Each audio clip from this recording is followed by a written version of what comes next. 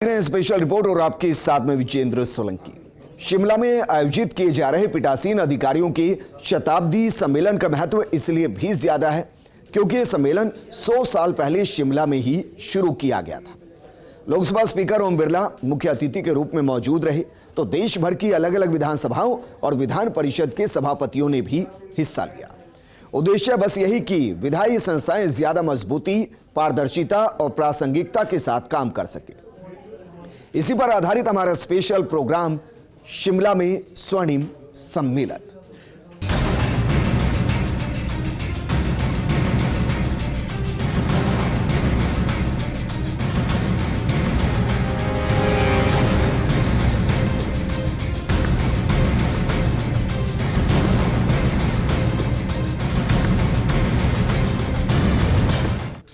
पीठासीन अधिकारियों के सम्मेलन के 100 साल के इतिहास में कई बार ऐसे कई मौके आए जब सम्मेलन से निकले विचारों ने विधायिका की कार्यप्रणाली को सकारात्मक रूप से बदला है। जनप्रतिनिधियों के व्यवहार से लेकर दल बदल जैसे कानून इसी तरह के सम्मेलन की देन है। लोकसभा और कई विधानसभाओं की लाइव कार्यवाही का विचार भी ऐसे ही सम्मेलन से निकला है। प्रधानमंत्री मोदी इसके महत्व को बड़ी अच्छे से समझते हैं। ये रिपोर्ट देखिए। इस सम्मेलन के माध्यम से देश के लोकतंत्र को अधिक सशक्त, मजबूत बनाने के लिए कई निर्णय और उनमें बड़ी भूमिका इस जगह की रही है।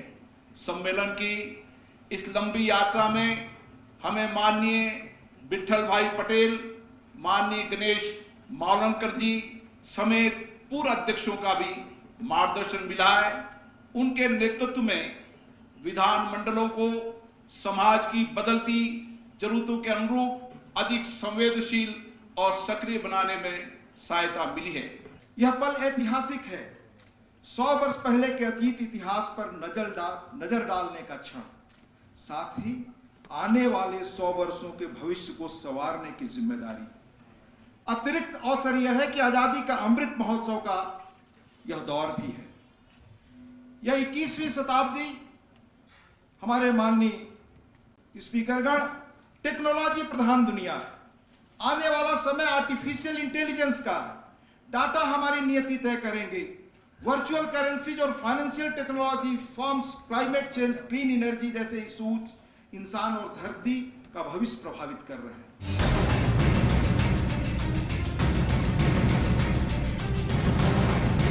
प्रधानमंत्री नरेंद्र मोदी ने शिमला में आयोजित हो रहे ऐतिहासिक पीठासीन अधिकारी सम्मेलन का उद्घाटन किया। ये सम्मेलन कई मायनों में खास है। लोकसभा स्पीकर ओम बिरला इसे लेकर काफी आशान्वित हैं। हम लोकतांत्रिक संस्थाओं के कार्यक्रम पर, उनमें व्यापक परिवर्तन करने पर चर्चा करते हैं और इस 82 सम्मेलन के अंदर अलग अलग राज्यों में जो चर्चा हुई, संवाद हुई, आपसी सहमति बनी, कुछ संकल्प लिए गए, उससे देश के अंदर लोकतंत्र और प्रजातांत्रिक संस्थाओं को हमने सशक्त किया, मजबूत किया है, जनता के प्रति जवाबदेह बनाया है, शासन जिम्मेदार हो, प्रशासन पारदर्शिता हो, जनप्रतिनिधियों को व्यापक अधिकार मिले, ऐसे कई निर्णय इस सम्मेलन के माध्यम से हुए। सम्मेलन का उद्घाटन करते हुए प्रधानमंत्री नरेंद्र मोदी ने भी इसके महत्व की चर्चा की। उन्होंने इस अवसर पर कहा कि लोकतंत्र भारत के लिए महज सरकार चलाने की व्यवस्था नहीं, बल्कि भारतीय समाज का स्वभाव है। हिमाचल प्रदेश विधानसभा में बुधवार से शुरू हुए विधानसभा और विधान परिषदों के पीठासीन अधिकारियों के सम्मेलन को संबोधित करते हुए पीएम मोदी ने कहा कि मेरा विचार one nation one legislative platform का है। ये एक ऐसा पोर्टल है जो न केवल हमारी संसदीय व्यवस्था को जरूरी तकनीकी बढ़ावा दे, बल्कि देश की सभी लोकतांत्रिक इकाइयों को भी जोड़ने का काम करे। मेरा एक विचार one nation one legislative platform, क्या यह संभव है? एक ऐसा डिजिटल प्लेटफॉर्म, एक ऐसा पोर्टल जो न केवल हमारी संसदीय व्यवस्था को जरूरी टेक्नोलॉजिकल बूस्ट दे, बल्कि देश की सभी लोकतांत्रिक इकाइयों को जोड़ने का भी काम करें। हमारे हाउसेस के लिए सारे रिसोर्सेज इस पोर्टल पर उपलब्ध हो। अखिल भारतीय पीठासीन अधिकारियों के सम्मेलन का ये 82वां संस्करण है। इस सम्मेलन की अध्यक्षता लोकसभा स्पीकर ओम बिरला कर रहे हैं। राज्यसभा के उपसभापति और सभी राज्यों और केंद्र शासित प्रदेशों के पीठासीन अधिकारी सम्मेलन में शामिल हो रहे हैं। इसमें हिमाचल प्रदेश के मुख्यमंत्री जयराम ठाकुर भी हिस्सा ले रहे हैं। इसके साथ ही कई केंद्रीय मंत्री भी मौजूद हैं। ये अत्यंत हर्ष की बात है कि जहां हम सब इस गरिमामयी सदन में उपस्थित हुए हैं, जहां भारत की संसदीय प्रणाली का शुभारंभ हुआ था, भारत के इतिहास में लगभग 100 वर्ष पहले हिमाचल के ही इस पावन स्थल पर संसदीय परंपरा की नींव रखी गई थी। विधायी निकायों के पीठासीन अधिकारियों के सम्मेलन का आयोजन सेंट्रल लेजिस्लेटिव असेंबली के समय से ही किया जा रहा है।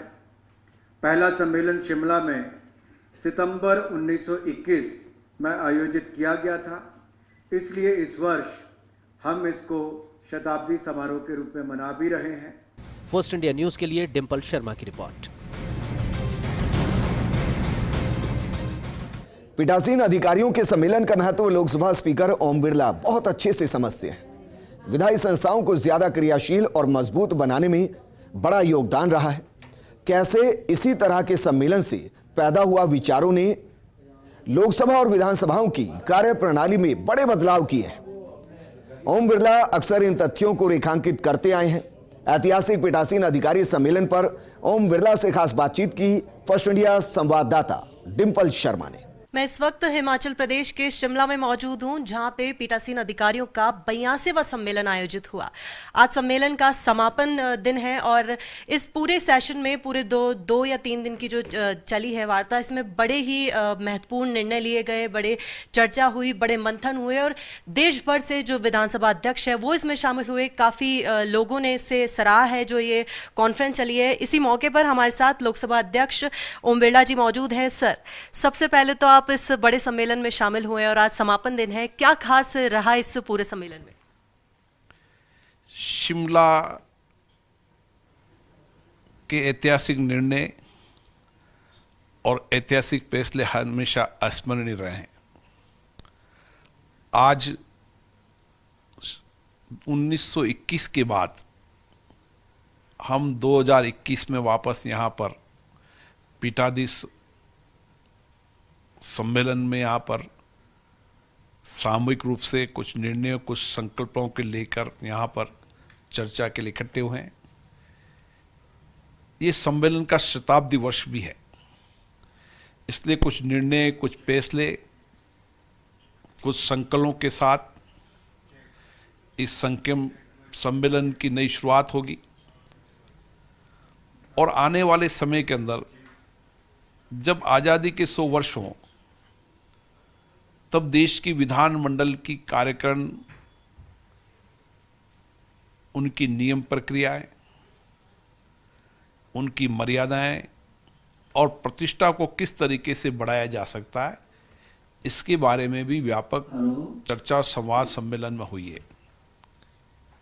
मुझे आशा है इस सम्मेलन में लिए गए संकल्प और निर्णय देश की लोकतांत्रिक संस्थाओं को सशक्त करेंगे, मजबूत करते हैं।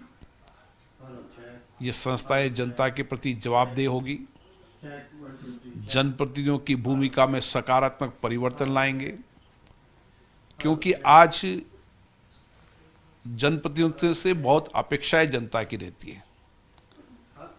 उन अपेक्षाएं, आकांक्षाओं को सदन के माध्यम से कैसे सरकार तक पहुंचाया जाए,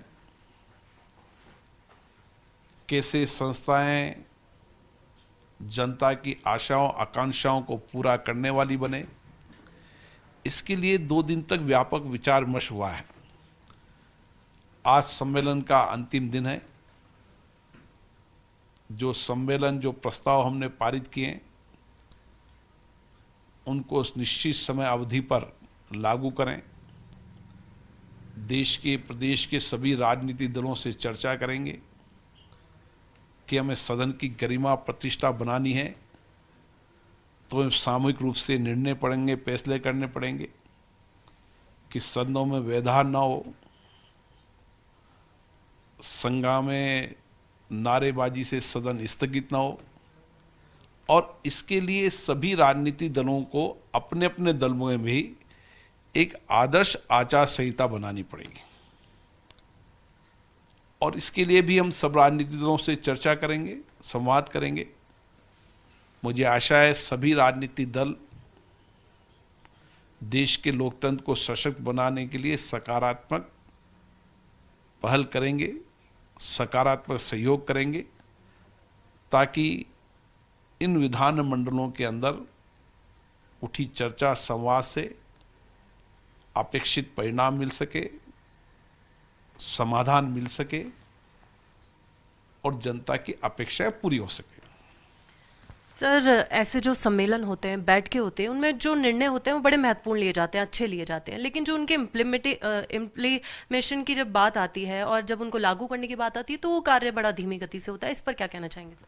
हमने जो 81 सम्मेलन में जो भी निर्णय लिए गए थे, संकल्प लिए गए थे, उनकी भी समीक्षा की है और समसामयिक रूप से जो आज की वर्तमान परिस्थिति में उन निर्णयों को लागू करना है उसके लिए समयबद्ध तय किया है।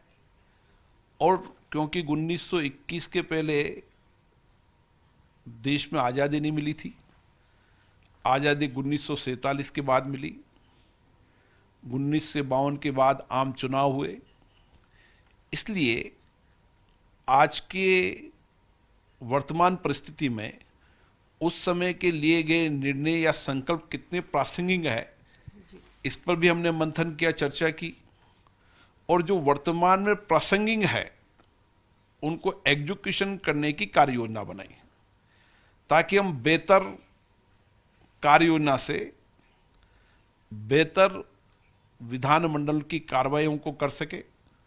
और इसीलिए कुछ चर्चा संवाद हुए। मुझे लगता है कि इस सम्मेलन में हुए निर्णय ऐतिहासिक होंगे और इन निर्णयों और फैसलों से देश की विधानमंडलों के कार्यक्रम में एक व्यापक परिवर्तन आएगा। सर, जो पुराने कानून हैं जो रेलेवेंट नहीं है उनको हटाने के लिए लोकसभा में तो काम तेजी से होता है, लेकिन विधानसभाओं में काम उतना तेजी से नहीं हो रहा है। राजस्थान को लेकर क्या राय है आपकी? इसके बारे में भी चर्चा की है, क्योंकि इसके लिए सरकार विधानसभाओं के अंदर बिल लाती है।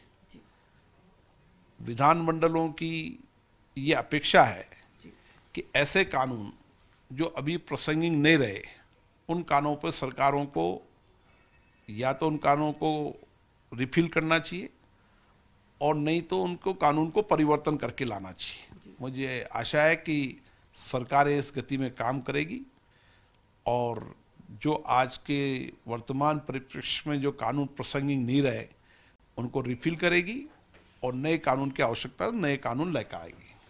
सर, एक आखिरी सवाल, क्योंकि जो चीज़ें जो कानून है और उन पे जितना समय पहले मिलता था, जो चर्चा का समय पहले मिल जाया करता था, आपको नहीं लगता कि उतना समय अब नहीं मिल पा रहा है? ये भी सम्मेलन में चिंता व्यक्त की गई कि कानून बनाते समय व्यापक चर्चा हो, संवाद हो, अच्छी डिबेट हो, ताकि जो कानून बने वो राज्य के हित में बनते हैं, देश के हित में बनते हैं, जनता के हित में बनते हैं। जनता की भी कानून बनाने में सक्रिय भागीदारी हो, इसलिए जनता को भी सक्रिय रहना पड़ेगा, क्योंकि कई बार कानून बनाने के पहले उसका प्रोविजनल ड्राफ्ट पब्लिक डोमेन में डालते हैं। उस समय पब्लिक भी सुझाव दे, समय समय पर अपने जनप्रतिनिधियों को भी कानून बनते समय उनको भी सुझाव दें, ताकि जनप्रतिनिधि भी सदनों के अंदर कानून बनाते समय अपने तर्कों के साथ सदन में रख सके, ताकि कानून देश हित, राष्ट्र हित में, प्रदेश के हित में अच्छे कानून का निर्माण हो। इसकी अच्छी परंपराएं परिपाटी हमें डालना चाहिए। तो ये थे हमारे साथ लोकसभा स्पीकर ओम बिरला जी, जिनका साफ तौर पे कहना था कि जो पीठासीन अधिकारियों का सम्मेलन हुआ है इसमें बड़े ही ऐतिहासिक निर्णय लिए गए हैं, बड़े विषयों पर जो कि चर्चा के विषय थे उन पर मंथन किया गया है, जो कि आने वाले जो भविष्य के कार्य हैं उनमें उनकी झलक साफ तौर पर देखी जा सकेगी। मैं कैमरा पर्सन घनश्याम करोल के साथ Dimple Sharma, first India news, Shimla, Himachal Pradesh. विधानसभा स्पीकर डॉक्टर सीपी जोशी पीठासीन अधिकारी सम्मेलन में शामिल हैं। लोकतंत्र के मजबूती से लेकर विधायी संस्थाओं की कार्यप्रणाली में बदलावों की जरूरत को वो अच्छी तरह समझते हैं। पीठासीन अधिकारियों के सम्मेलन के दूसरे दिन डॉक्टर सीपी जोशी से खास बातचीत की फर्स्ट इंडिया संवाददाता डिंपल शर्मा ने। शिमला हिमाचल प्रदेश में हो रहे पीठासीन अधिकारियों के 82वें सम्मेलन का आज समापन दिन है और इसी खास मौके पर राजस्थान से विधानसभा अध्यक्ष सीपी जोशी जी हमारे साथ मौजूद है। सर, सबसे पहले तो आप इस कार्यक्रम में शामिल होने के लिए इतनी दूर आए हैं और इसको जो शताब्दी वर्ष पूरा हुआ है, जो समारोह में आप शिरकत कर रहे हैं, इस पर क्या कहना चाहेंगे? ऐतिहासिक सम्मेलन है। 100 साल पहले शिमला में ही इस सम्मेलन हुआ था, जब पीठासीन अधिकारियों के बारे में उन्होंने चर्चा की थी। और 100 साल के जो यात्रा है, उस यात्रा में डेमोक्रेसी मजबूत हुई है। जो पीठासीन अधिकारी हैं उन्होंने अपनी भूमिका का निर्वहन किया।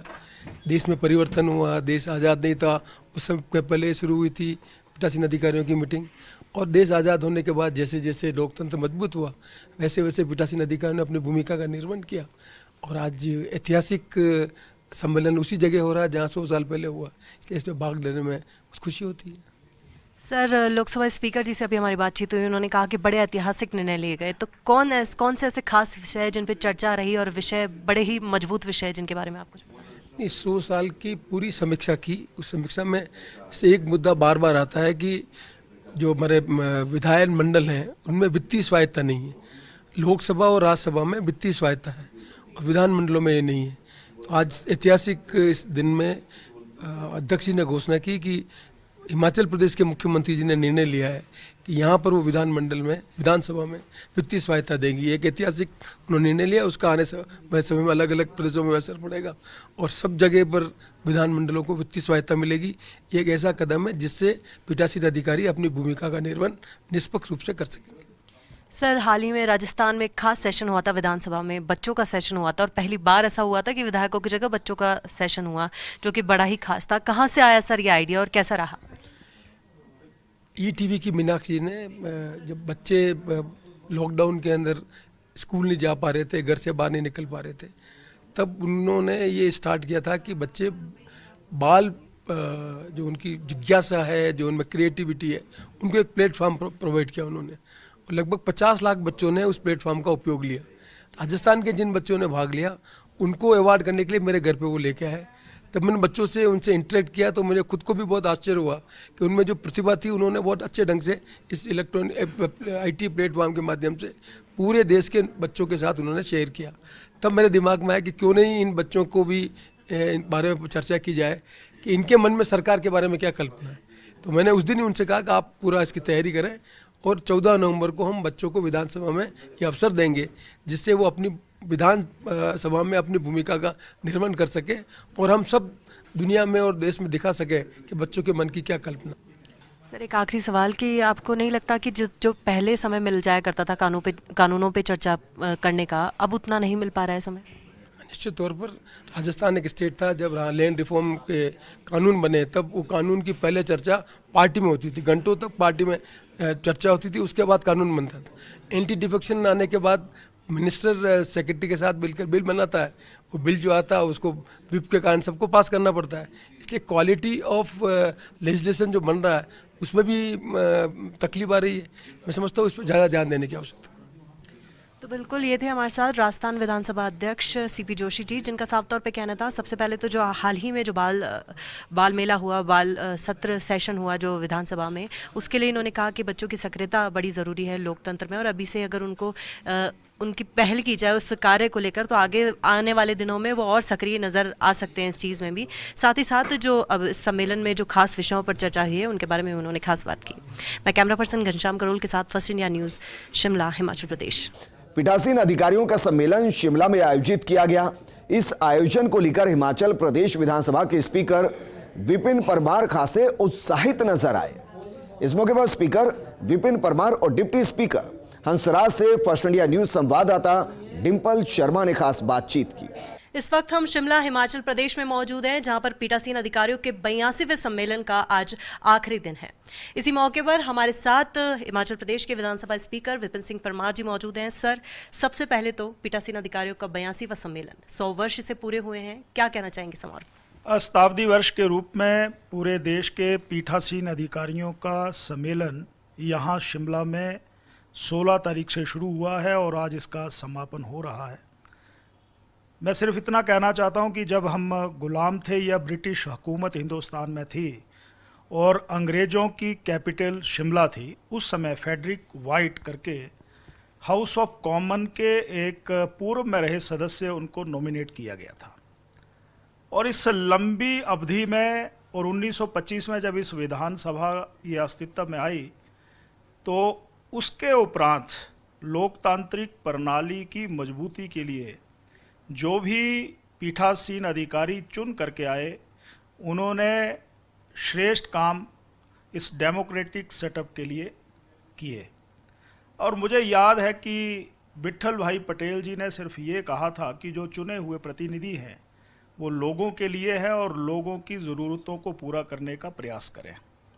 मैं पढ़ रहा था इतिहास को, तो मैं ये कहना चाहता हूँ कि आज से 100 वर्ष पहले भी चुने हुए प्रतिनिधियों का समाज के प्रति क्या रोल है, लेजिस्लेशन के बारे में, कानून बनाने के बारे में, या चुने हुए प्रतिनिधि जब कहीं बैठते हैं तो उनका चर्चा का स्तर कैसा हो, विज़न कैसा हो, बातचीत रखने का सलीका कैसा हो, वो उन्होंने आज से 100 वर्ष पहले कहा था। सर, कल प्रधानमंत्री नरेंद्र मोदी जी ने अपने संबोधन में जिक्र किया कि सदन में 2 से 3 दिन निकाले जाने चाहिए एक सार्थक बहस के लिए।